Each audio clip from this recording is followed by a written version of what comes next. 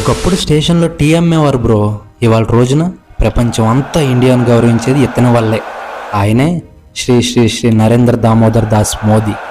ఇది మోదీ గారి అసలైన స్టోరీ బ్రో. ఏ న్యూస్ పేపర్లో ఏ సోషల్ మీడియాలోనూ ఇంత బ్రీఫ్గా చెప్పలేదు. అస్సలు మిస్ అవ్వకండి సుమి. మోదీ గారి జర్నీలోకి వెళ్ళిపోదాం. మోదీ గారు 1950లో గుజరాత్లోని వట్నగర్ అనే చిన్న ఊర్లో పుట్టారు. ఇంట్లో డబ్బులు లేవు. చిన్నప్పటి నుంచి బాగా కష్టపడేవారు. తండ్రితో కలిసి రైల్వే స్టేషన్లో టీ అమ్మేవారు. అయితే చిన్నప్పటి నుంచే మోడీ గారికి దేశం మీద పిచ్చి ఉండేది. పిచ్చి అంటే దేశం మీద అమితమైన ప్రేమ, దేశభక్తి ఎక్కువ అన్నమాట. 17 ఏళ్ళప్పుడే ఇల్లు వదిలేసి దేశం మొత్తం తిరిగారంట మోడీ గారు. మనలో మనమాట బ్రో. అదే మనమైతే ఏం చేస్తాం? స్కూల్లోనో కాలేజీలోనో అయితే అమ్మ తిట్టి నాన్న కొట్టి కాలేజీకి పంపిస్తే వెళ్ళొచ్చి క్రికెట్ ఆడతాం, అంతేగా. అదే మోదీ గారు చూడండి, అంత చిన్న ఏజ్లోనే ఆర్ఎస్ఎస్లో చేరి ఆయన సామర్థ్యాన్ని అందరికీ రుచి చూపించారు. అంతే, దెబ్బకి ఆర్ఎస్ఎస్ వాళ్ళంతా మోదీ గారిని గుర్తించారు. లక్ష్మణరావు ఇనామ్దార్ అనే ఒక ఆర్ఎస్ఎస్ నాయకుడు మోదీ గారికి మెంటర్లా ఉండేవారంట. అంటే ఒక గురువులా అనమాట.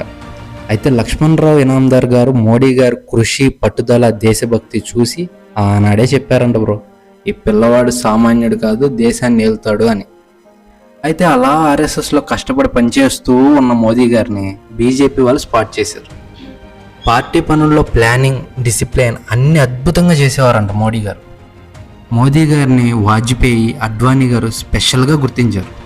2001లో గుజరాత్లో పెద్ద భూకంపం వచ్చినప్పుడు అసలు సీఎం స్టెప్ డౌన్ అయ్యాడు. అప్పుడే మోదీ గారిని గుజరాత్ ముఖ్యమంత్రిగా నియమించారు. మోదీ గారు అంటే ప్రజలకు కూడా ఒక గట్టి నమ్మకం ఏర్పడిపోయింది. లోకల్ లెవెల్ నుంచి స్టేట్ లెవెల్ వరకు ప్రతి ఆఫీసర్ని అడగకుండా పని చేయించేవారంట. గుజరాత్లో లైట్లు, రోడ్లు, ఫ్యాక్టరీలు అన్నీ రన్నింగ్లో పెట్టించారు.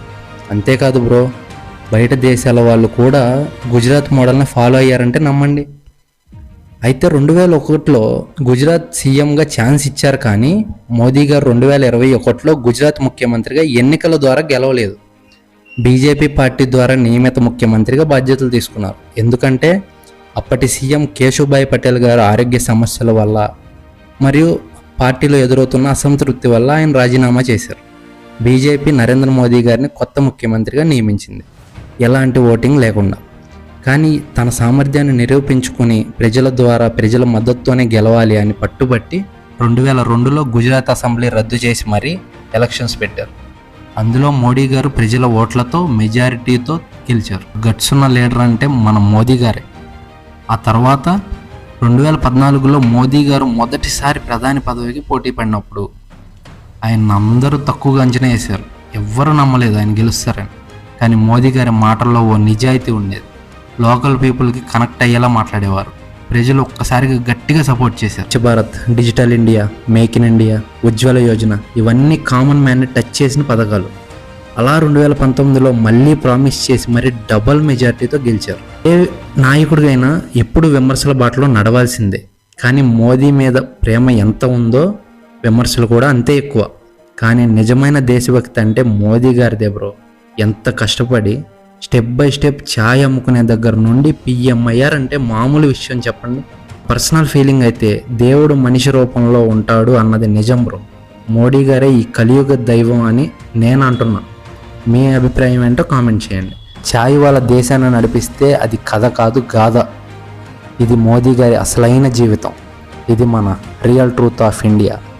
ఇంకా ఇలాంటి ట్రూత్ స్టోరీస్ తెలుసుకోవాలంటే మన రియల్ ట్రూత్ ఆఫ్ ఇండియాని సబ్స్క్రైబ్ చేయాల్సిందే. అందుకే లైక్ చేసి, షేర్ చేసి, సబ్స్క్రైబ్ చేసుకోండి. నెక్స్ట్ వీడియోలో మళ్ళీ కలుద్దాం. జై మోడీ, జై హింద్.